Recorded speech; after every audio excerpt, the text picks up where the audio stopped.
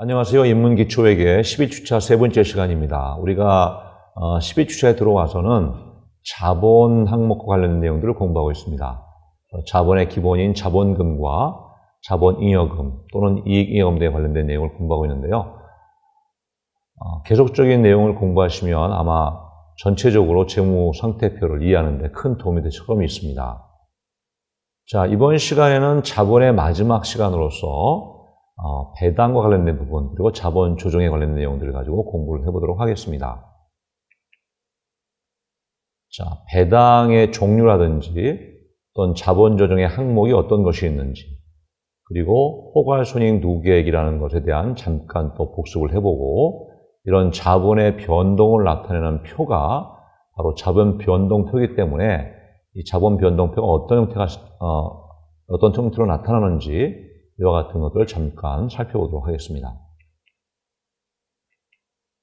자, 먼저 배당입니다. 배당이라고 하는 것은 기업이 영업활동을 통해서 이익이 생기는 경우에 한해서 그 이익을 주주들에게, 다시 말해서 구성원들에게 나누어주는 형태가 되죠.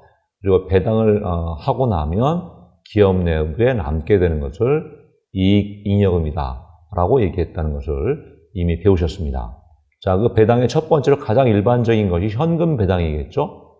현금 배당은 주주총회 날 미처분 이익잉여금을 그 용도에 맞게 정리하는 겁니다. 그래서 배당 결의가 되면 회사 입장에서는 배당 금액만큼 회사 외부로 지급할 의무가 생기기 때문에 미처분 이익잉여금을 미지급 배당금이라고 하는 부채로서 계정을 대체해 주는 거죠.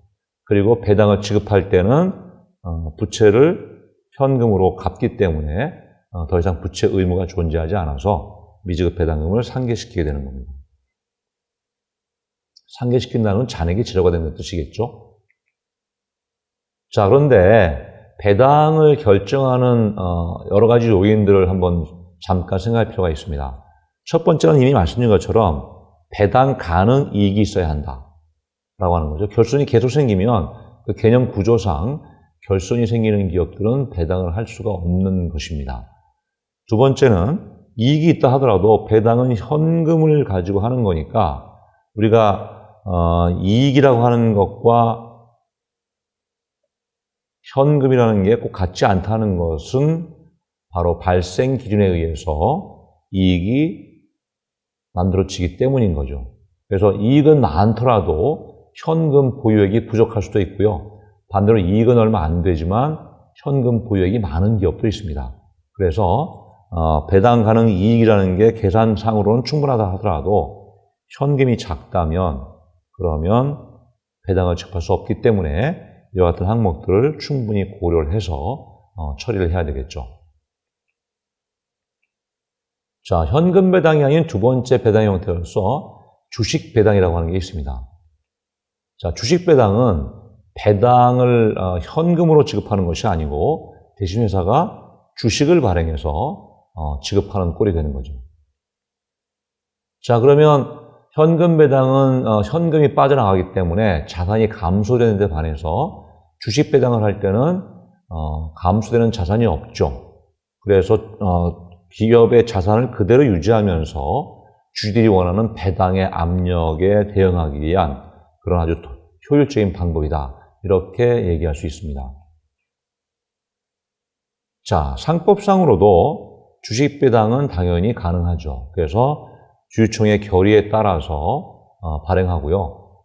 발행가액은 액면가액으로 하고 이익배당 총액의 50%를 초과하지 않는 전제하라면 주식배당은 상법상 규정으로 언제든지 가능하다. 이렇게 보시면 되겠네요. 자, 주식배당할 때 처리는 역시 미처분 이익잉여금을 처분하게 되는데 주식을 발행은 바로 당일날 못하기 때문에 그때 얘기하는 게 배당금은 배당금인데 주식을 발행하는 배당금이죠. 근데 주식이 아직 기업하지 않았으니까 미교부 주식 배당금이라고 하는 항목의 자본 일시적 조정으로 잡아놨다가 나중에 주식을 발행하게 되면 주식을 발행하면 자본금이 증가하는 거죠. 그래서 여기에 금액은 보신 것처럼 액면가액 곱하기 발행주식 수의 개념으로 자본금을 증가시켜야 되는 겁니다. 그러면 결론적으로는 이렇게 잔액이 정의되니까 미처분 이익 잉여금이 자본금으로 대체가 되는 이런 결과가 나타나겠죠. 자, 간단한 예를 한번 들어드릴게요. X1년 12월 말을 기준으로 보통주 한 주당 200원의 현금 배당, 그리고 보통주 20주당 한 주의 주식 배당을 내부적으로 결정하였다. 이렇게 되어 있죠. 자, 당해년도의 당기순이익은 1,000만 원입니다. 그리고 12월 말 현재 보통주식 수가 1,000주죠. 액면가액은 5,000으로 되어 있습니다. 자, X1년에 대한 주주총회가 이제 그 다음 연도에 이루어지니까 주주총회에서 현금 배당액이 주당 100원으로 확정이 되어 있다. 이렇게 되어 있습니다. 그러니까 여기서 말하는 것은 확정된 내용이죠. 당초에 200원이라고 하는 현금 배당으로 만들었는데 최종적으로 주주총회에서 100원으로 결정이 된 겁니다. 자, 그리고 4월 1일에 현금 배당과 주식 배당을 실시하였다. 그러니까 변화된 것이 주식 배당은 그대로 가는 거고 당초 계획의 200이 현금 배당만 100원으로 변형돼서 확정됐다고 보는 거죠. 자, 이런 경우에 이와 같은 처분 과정의 내용들을 회계 처리, 다시 말해서 분개를 한번 해봐라 라고 하는 겁니다. 자, 12월 30일 날은 아무 처리가 없을 거고요. 주주총회일 날 미처분 이익 잉여금을 처리를 하게 되겠죠. 자, 미처분 이익 잉여금은 현금 배당과 주식 배당으로 정리가 되는데, 자, 현금 배당은 당초의 계획은 200원이었지만 최종적으로 100원으로 바뀌었죠. 총 발행 주식수가 1,000주이기 때문에 10만 원이라고 하는 금액을 미지급 배당금으로 정리를 하고요. 그 다음에 총 발행 주식 1,000주인데 20주당 한 주씩 발행한다고 했으니까 1,000주를 20주로 나누면 50주의 금액이 50주가 주식 배당으로 발행이 될 겁니다. 근데 액면가로 발행이 돼야 되기 때문에 주식 배당 금액은 25만 원. 그런데 아직 교부가 못 됐으니까 미교부 주식 배당금이라는 금액으로 표시를 해서 잉여금을 처분하게 되는 거죠. 자, 이렇게 미지급 배당금 또는 미교부 주식 배당금이 있는데 실제로 배당을 하게 되면 현금이 빠져나가고 또 자본금이 증가하는 이와 같은 처리가 되어 있기 때문에 부채로 잡았던 미지급 배당금 또는 자본 조정으로 잡았던 미교부 주식 배당금을 잔액을 0으로 만드는 이와 같은 처리를 하면 되겠습니다. 자, 자본 조정이라고 하는 항목을 또 살펴보죠. 자, 자본 조정이라고 하는 것은 우리가 지금까지 붙던 자본의 분류 항목 중에서 자본금 또는 자본 잉여금에는 포함되지 않는 거지만 그 내용을 살펴보면 주주와의 자본 거래로 나타나는 임시적인 항목들이기 때문에 이건 별도로 표시할 필요가 있다 하는 차원에서 자본 조정이라는 항목을 쓰게 됩니다. 자, 그 대표적인 것이 바로 주식 할인 발행 차금, 내용은 아시겠죠? 그 다음에 자기 주식, 외부에 있는 주식을 사들이는 겁니다. 그다음에 조금 전에 보셨던 배당을 할 때 미교부 주식 배당금, 이와 같은 항목들이 대표적인 자본 조정 항목으로서 구성이 됩니다. 자, 그렇기 때문에 재무상태표의 자본의 항목들을 뽑고 그 중에서 특히 자본 조정 항목을 살펴보면 이와 같이 자기 주식이 나타나거나 또는 기타 자본 조정 항목으로서 주식 할인 발행 차금 또는 미교부 주식 배당금 등이 나타날 수가 있는 거죠.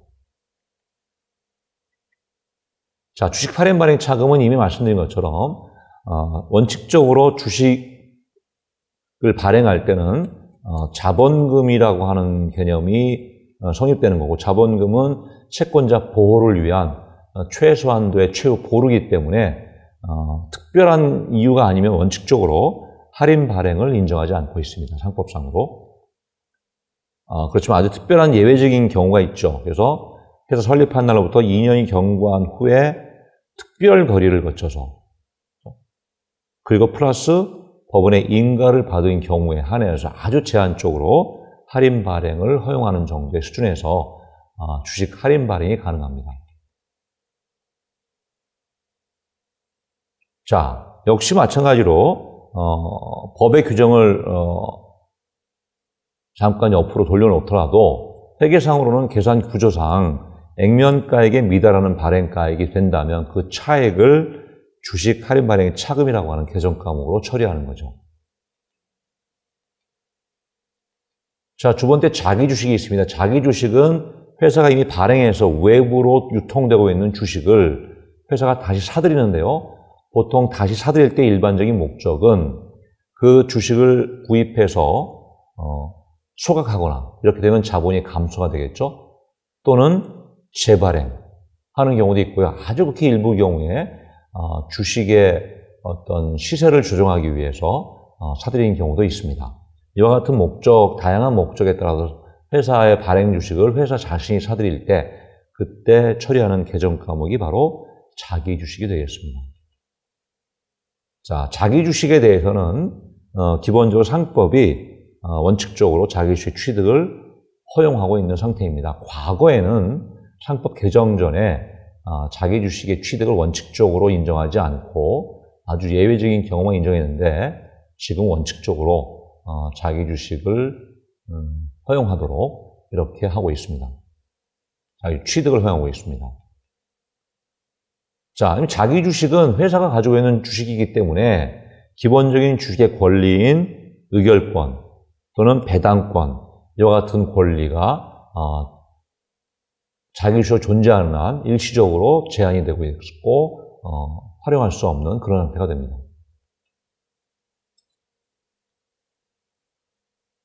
자, 기타 포괄손익 누계액이라고 하는 것은 대표적인 것이 바로 매도가능 금융자산 평가 손익이었죠. 여러 번 말씀드렸지만 이것을 손익계산서의 단기 순이익 쪽으로 포함시킬 수는 없다. 왜냐하면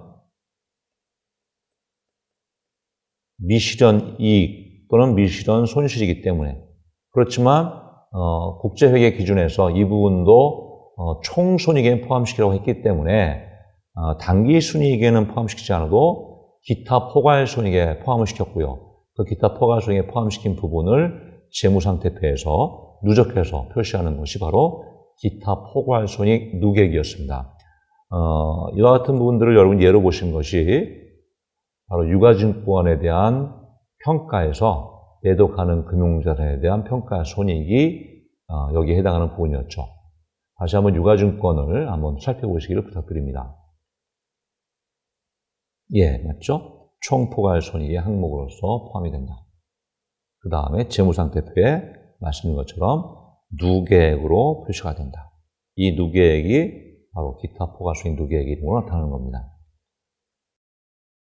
자, 그 다음에 자본변동표라는 게 있죠. 자본변동표는 어떤 거냐 하면 자본이 이익의 크기에 따라서 또는 영업활동의 결과에 따라서 또는 자본 자체 변동 등에 따라서 그 구성 내역인 자본금이나 자본잉여금 또는 자본조정 또는 기타 포괄손익 누계액, 이익잉여금 등의 항목들이 변화가 될 수 있는 거죠. 그래서 이와 같은 큰 구성 내역들을 기준으로 그 변화된 내용들을 알려주는 표가 되겠습니다.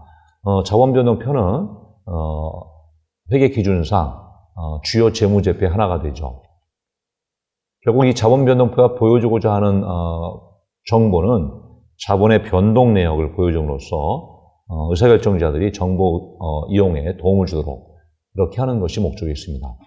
자, 여러분 슬라이드 보시면 비견연도로 표시가 되는 자본변동표가 있죠. 그래서 X1년, X2년 이와 같은 비교 표시가 있고요. 조금 전에 설명드린 것처럼 자본금, 자본잉여금, 자본조정, 기타 포괄손익에 관련된 누적금액, 이익잉여금 이와 같은 항목별로 세부적인 내용들을 가지고 이렇게 변동 내역을 기록하는 겁니다. 이게 이계연치가 비교가 되어 있기 때문에 전기와 단기를 대비해보면서 자본이 어떻게 변경되는지 확인할 수 있기 때문에 자본의 전체적인 변화를 파악할 수 있는 표다. 이렇게 보시면 되겠죠. 자, 이상으로 해서 이번 주를 끝으로 해서 자본에 관련된 모든 내용을 마쳤습니다. 결국 이렇게 되면 재무상태표의 큰 틀로서의 구성 항목인 자산과 부채와 자본에 대한 모든 내용을 마쳤기 때문에 전체적인 흐름에 대한 것을 한번 확인했다라고 이제 보시면 되겠죠. 다음 시간부터는 이제 이렇게 모두 배운 내용들을 기본으로 해서 과연 재무 상태표, 손익계산서 등등 이런 재무 정보를 어떻게 활용하는지 하는 내용들을 가지고 공부를 해보도록 하겠습니다. 수고하셨습니다.